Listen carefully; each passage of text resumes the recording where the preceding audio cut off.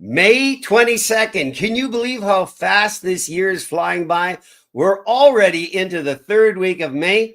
It is May 22nd. It is Wednesday, and that is Farm to Market with Harry Siemens of Siemens Says.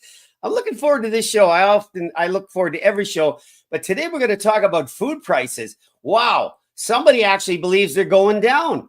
Do you think they're going down? Experts are weighing in tonight. So let's get the show started and let's talk about those food prices.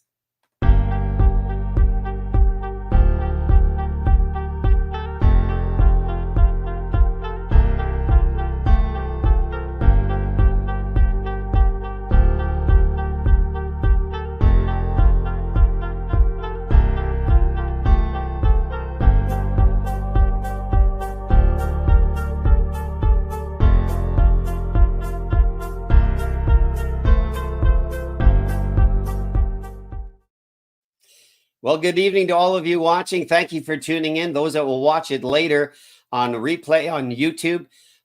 We cannot stream to our Facebook groups anymore. It's just a new reality. So I hope you'll take the time and watch this. In tonight's episode of Farm to Market with my very knowledgeable friend of 53 years in the ag business, Harry Siemens, we're going to talk about food prices because there was something that was released. Perhaps you follow this person, the food professor.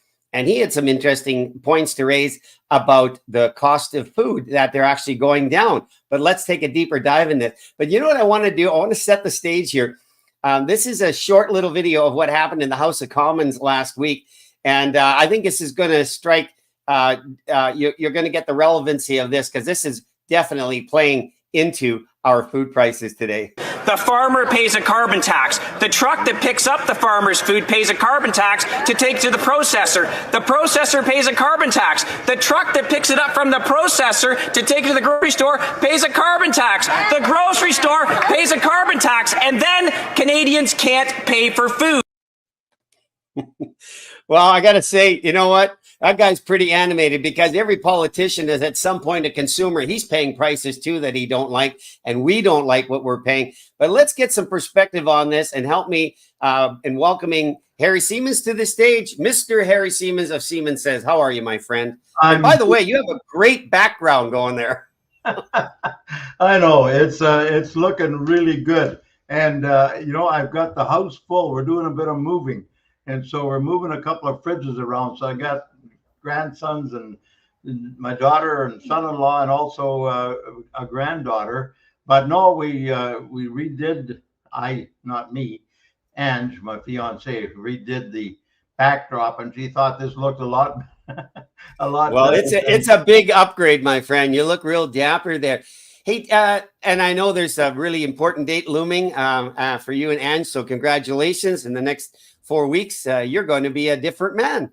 You bet. Yeah, looking forward to June 15th. We're going to get married and settle in Winkler. But nice. At the same time, you know, it's, as I said, she thought this looked a lot better than a garbage can and a couple of open boxes that we used to have as backdrops.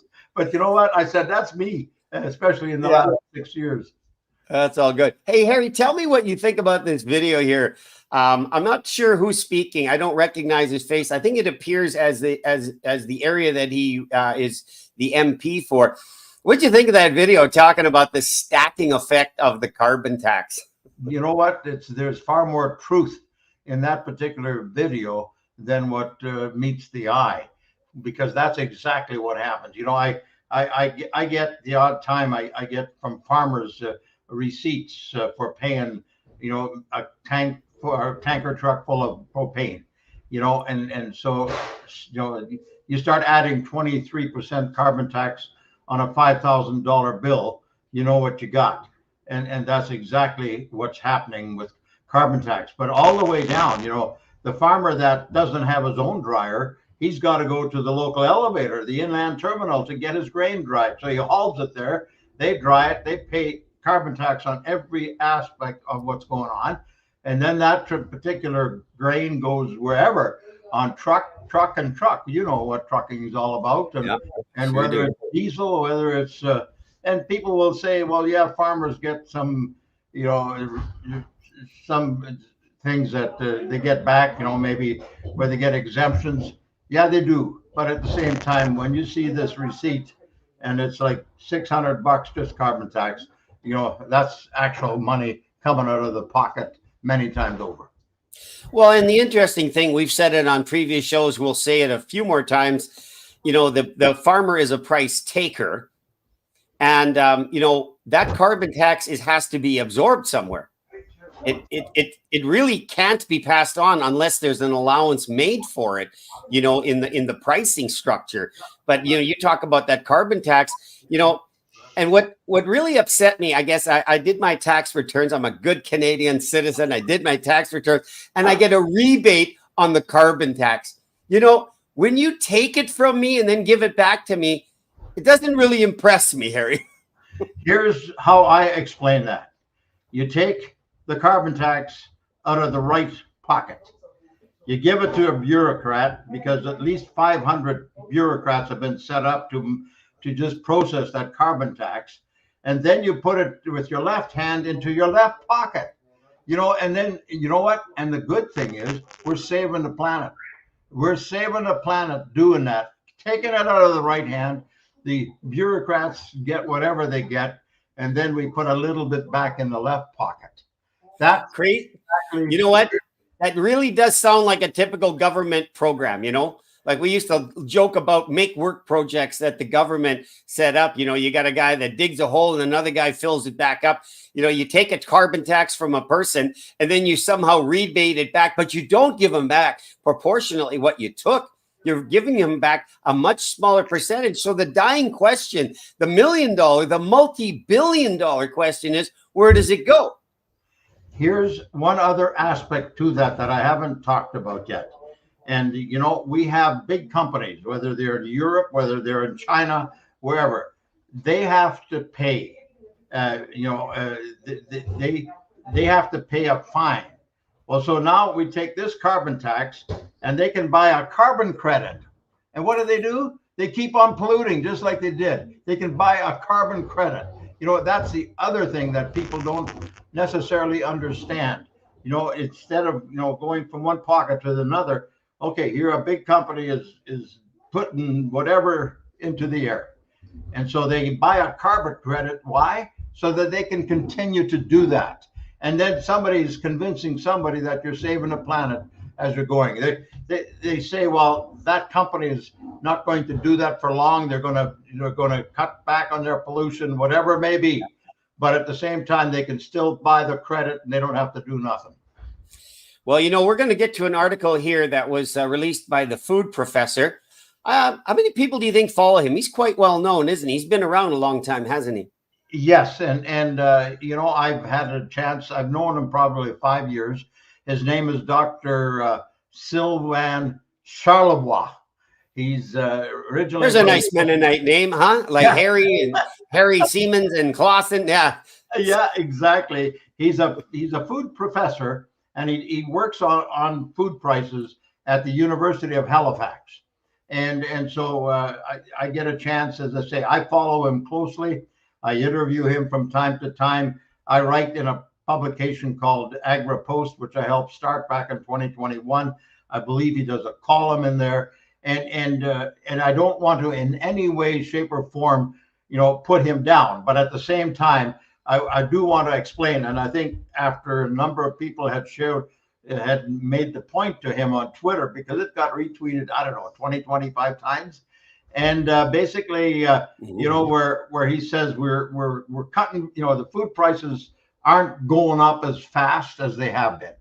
So yeah, let me just read a short snippet here. Because he starts off with Statistics Canada reported this week that food inflation in April stood at 1.4%, indicating that food prices in stores are 1.4% higher. Well, that's straight math there than they were a year ago. However, Stats Canada also confirmed a trend our lab has been tracking for some time now, that food prices in April declined by 0.3%. Indeed, they dropped. Looking ahead, we might witness another negative figure from Statistics Canada for May. He goes on to talk about food inflation in Canada decreased, but what he's really referring to is that the rate of increase has slowed.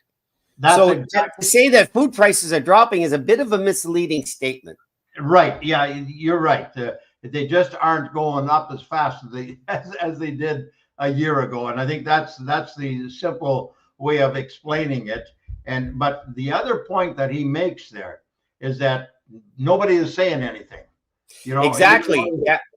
That's the point that he's trying to make. Nobody is, he says nobody cares. All of us. Well, yeah, he actually says that not a single media outlet reported on the development, and he found it quite revealing and suggesting a pervasive preoccupation with highlighting the negative news in the data. And he goes on that this is actually a political weaponization of higher prices, and it's put Canadians into the national analysis necessary to understand this current situation. And it's astonishing to observe that when one individual challenges another's narrative on food inflation, mutual accusations of conflict. There's been this casting of aspersions and blame shifting off of where it comes. But where does it really originate from? Because we have this carbon tax, which is a demonization of fossil fuels. Yes, you're absolutely right. And I believe, and he understands. I talked to him about the fact that, like, he's obviously one of the guys that says we got to save the environment, right? But he doesn't think that the carbon tax is the way to go, which is absolutely true. But at the same time, we've got a situation where food prices, I don't know where food prices are going to go. I did send him a note, and I have forgotten to check. I sent him a note and saying, okay, no, I think I got interrupted. But anyway, I'm going to ask him as to whether we're going to see the food prices come back down, like you talked about earlier in our telephone conversation during the day. Will they actually come? No, they won't. It's the same thing as input costs. We had, because of the war in Ukraine by Russia and Ukraine, we had record high grain prices for almost 3 years. And of course, input costs went up, because supposedly they were in short supply. And so people could charge a little bit of money. And then we have, of course, had the COVID situation and so forth with truck transportation and all that kind of stuff. So now we're going to see what is actually going to happen with production costs. Like, the grain prices have come down significantly, even though they're still higher than historical levels. But at the same time, the input costs, I don't think, have come down. And they never come down as fast, and they never come down as far as grain prices. And I believe we've got the same situation now with food prices. Yeah. So we're talking with Harry Siemens of Siemens Says. Harry is a 53-year veteran in reporting on the ag industry. And we're talking about the food prices. These are the things that really affect you. This is where the rubber meets the road, what you're paying for food. And there is a trend that food prices are not going up as fast as they were, but they're still at that high level.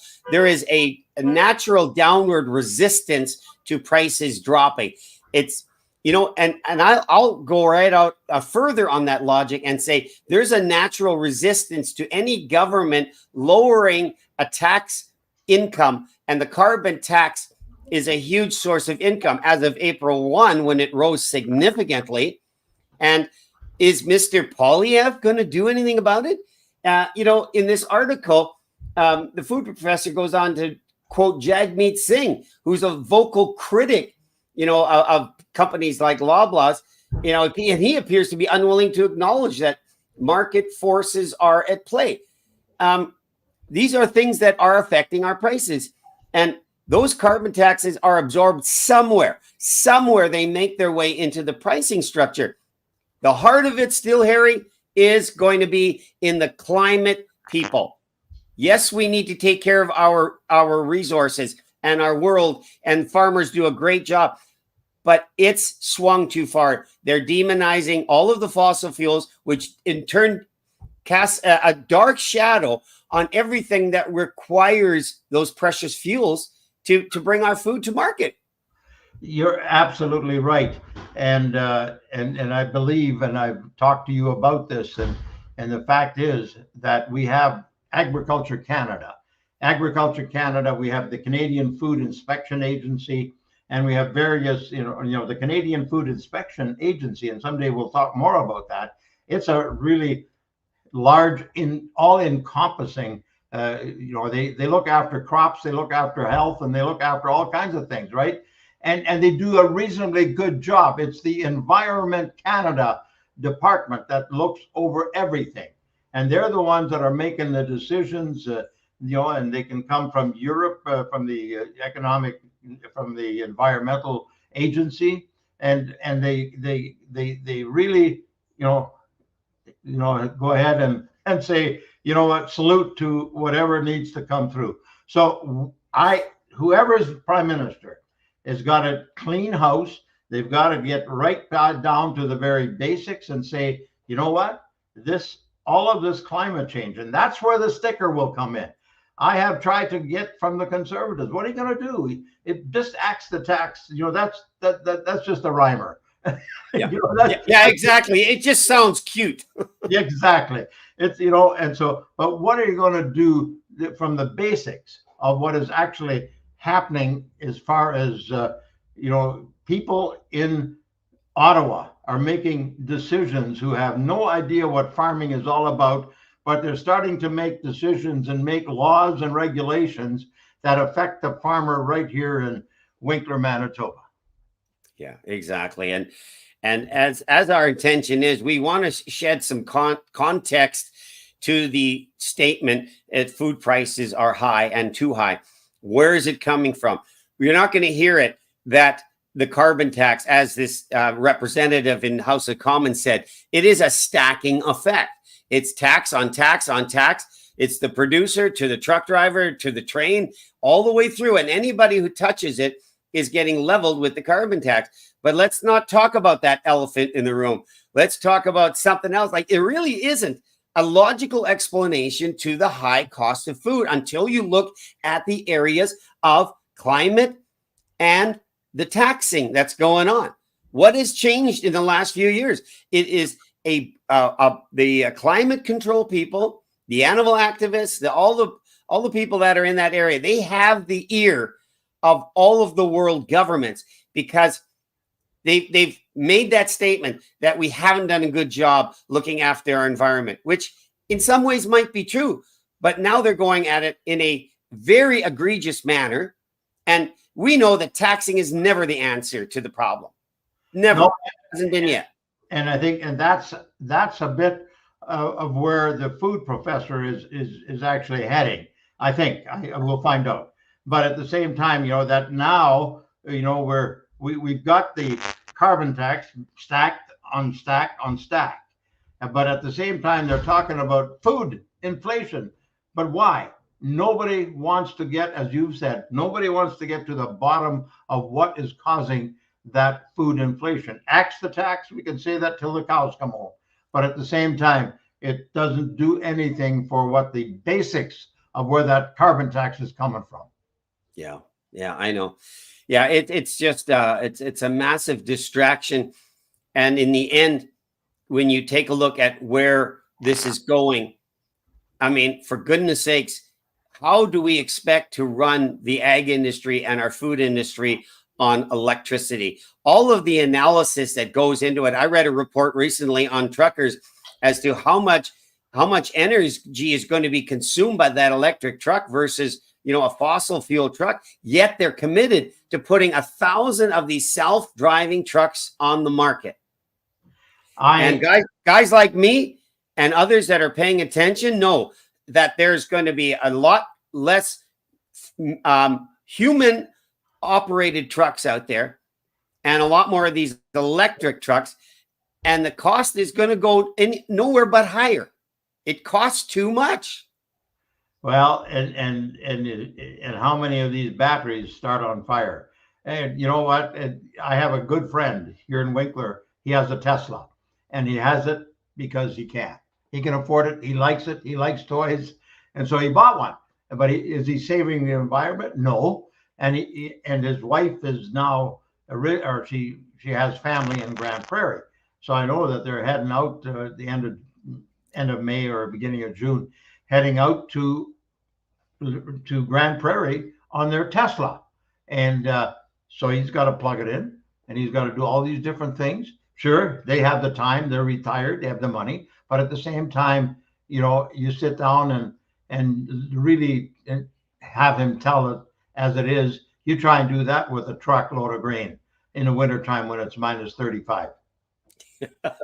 I think all this testing has gone on in areas where the climate's a little more favorable.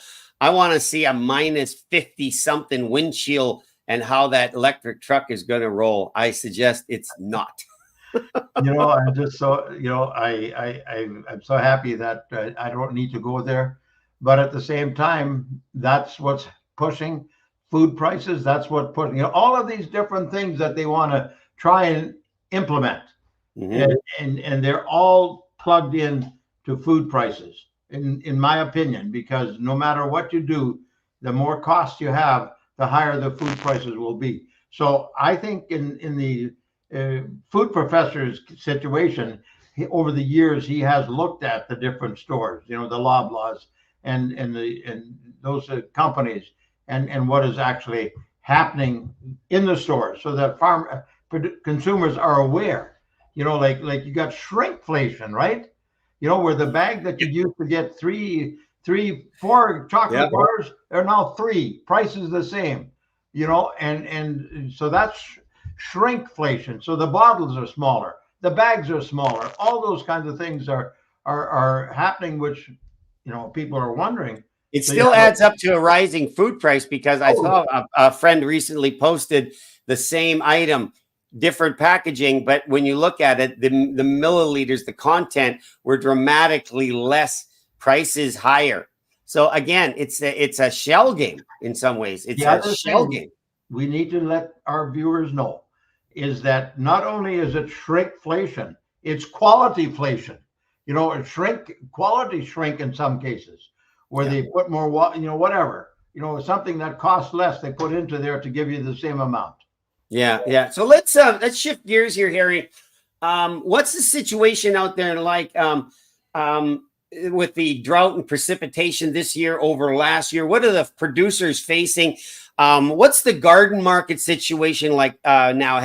We're getting into that season. Have you talked to anybody in the local garden market industry? The local garden market, you know, we got the Cozy Fox in Selkirk, and I just got an email. I did a story on him. And he says he's still looking for some individual that'll bring in, you know, vegetables starting in July.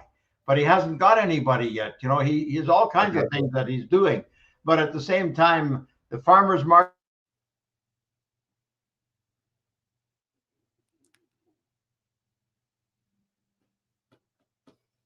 Yeah, we're froze up here. I don't know if you can see yourself, Harry, but you're frozen in time right now. But anyway, there are some reports coming in about the precipitation being significantly higher right now. And in this article that Scott Kaler wrote, I'll wait for Harry to come back on, the latest prairie drought and precipitation maps paint a very different picture from where this spring started. Most of the prairies, with a few exceptions, have seen rainfall that is 115% up to 200% of normal over the last 30 days.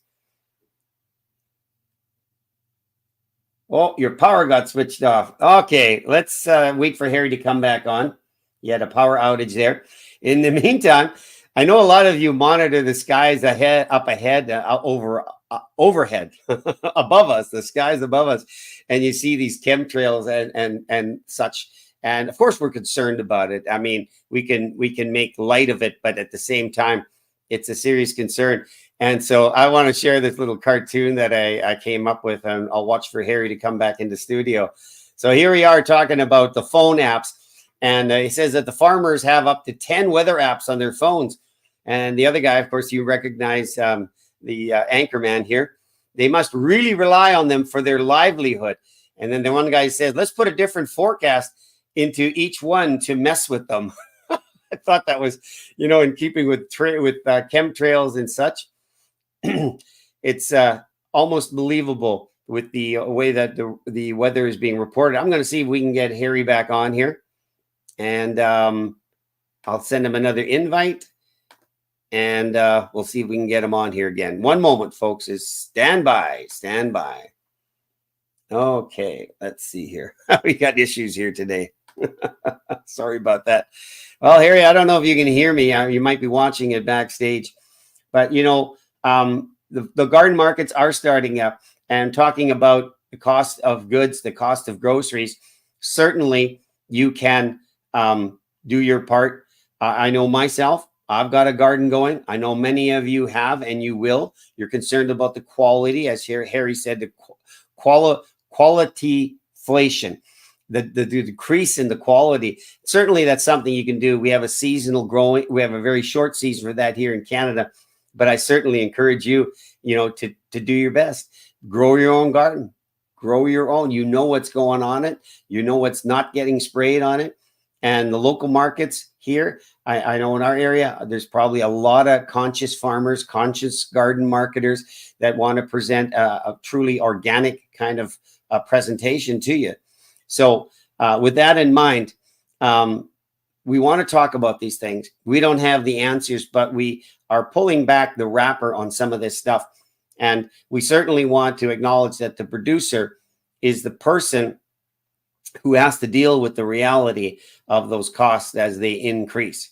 And so here we have, the producer on one side, and we as the consumer on the other side bearing the price. But the producer is here he comes back on. The producer is a price taker. So we're going to bring Harry back up here as soon as we get him on the camera. Here he comes live again. Welcome back, you disappearing act. I had to fill for you for a few minutes. Take us back. Precipitation garden markets. I'm not going to let you off the hook. We got a few minutes left here. Yeah, no, the garden market, exactly. We're as I told you earlier, it's a nice place where we can, save, get the best food and save some money, and that's, and then support the farmer. And that's great, and support the organizations that are involved in farmers markets. It's awesome. And the other thing is, rain wise across Western Canada, Scott Taylor, Weather Logics, just posted on Twitter before we went on. He says, you know what? We've got about 200 to 300 moisture. That's 200 to 300% above normal. Right now, across Western Canada, there are some spots that are still maybe missing out as much, but I've heard more farmers complain about the rain because they can't go, and I say that in a good thing, but at the same time, the soil conditions are better than they've ever been, or not ever, but been for some years, and I'm looking forward to, a great crop, but we don't lose a crop in May. We don't make the crop in May, but if you don't get the crop by the end of May, then you've got a problem later on. Yeah, so exactly. It's looking good, and I took a little ride out today, and I saw the different equipment out there, and you know what? I'm on a WhatsApp group with hog producers and Hutterian brethren, and basically I remember one, they keep sending pictures when it's raining, storming, whatever. And this one guy said, yeah, we got a heavy rain, but we went right through it. We never stopped. So, and the other thing to remember, and I know how much it applies now, but a number of years ago, I talked to a fella and he said, you know what, in 10 days, with the equipment we have, we can put the crop in Western Canada. Pretty phenomenal. Days. I've hauled some of this equipment down from John Deere and from C&H, and it's amazing, this equipment that farmers, and the cost of it is something else to behold as well. But I was just thinking, Harry, while you were off the air for a minute there, how we should probably, as soon as the markets open up, start to feature that, to let people know. And if farmers markets open up on Saturdays, and we have one here that in Winkler that runs, I'm going to check the schedule to see where and when. But I think we really need to point people to those markets. We're supporting local producers who are producing, for most part, I believe, an or very organic product, very freshly, harvested and so forth. And I would say you might be paying a little bit more, but you're getting more, you're getting better, and you're getting healthier. And that's what we want. We want to help our audiences possibly save money. And if not, buy better with the same dollar and eat better, and therefore have a healthier lifestyle out of it. So I think we're going to feature some of those garden markets. What do you think about that? Yeah, totally. I'm going to, once we get going a couple of weeks down the road, I'll be able to go and take a tour and stop in at the various garden markets, market gardens across the, here in the south, Winkler, Altona, Carmen, I believe, Morden. We have all kinds of, and I can get a chance to talk to some people. But you know what? It looks good. You walk in there, you see the produce, and you see this, and you see that. It's absolutely wonderful, and it's as healthy can be. Yeah. So Harry, just as we finish off here at the bottom of the hour here, what's on your radar? Anything you want to tip your hand about that you're working on that you're going to bring to the stage in the next few weeks? Well, at this time of year, it's basically looking at, I think the one thing we didn't talk about this week, and that's there's still a potential rail strike out there. And I believe the food professor, I saw the promo tomorrow. They're going to be doing he does a TV show, and tomorrow they're going to be featuring that as to what that rail strike will be all about. So we need to keep an eye on that, because that rail strike is for the entire rail, company, both railways across Canada. So yeah, that's something we're going to take a look at. I'm going to look at the market gardens and so forth. But you know what? I would just like to say, everybody out there, stay safe. Watch the big equipment on the roads. Don't be impatient. Let them pass. Make sure all of those good things happen. Support your local market gardeners, because they have gone out of their way to make sure you can get the best product. That's Siemens Says. Somewhere, sometime, somehow, I will see you again. You betcha. We'll see you here again next Wednesday, Harry. Thank you so much. Well, aside from a little glitch, a good show talking about prices of food in the market, what's beneath it, what's behind it, what's way behind it. And I don't think we're off on that topic when we say environmentalists having the ear of the government and imposing regulations, taxes, and the all dreaded carbon tax is a way that is somehow demonized our food supply and made those groceries just a whole lot more money. But we would like to say to you, we want to bring you some relevant news. I hope you find it relevant. I hope you find it helpful. And as we feature some of these market gardens that are going to be popping up, that's a way for you to eat better, maybe even save some money, but for sure you'll be eating better. You know what? There's 3 things in life that we all need: food, shelter, and clothing. And on this segment on Wednesdays, we talk about the food, because you know what? Food matters no matter where you are. God bless you all wherever you are. We'll see you next week here again, 7 o'clock on this channel with Farm to Market. Take care, everybody.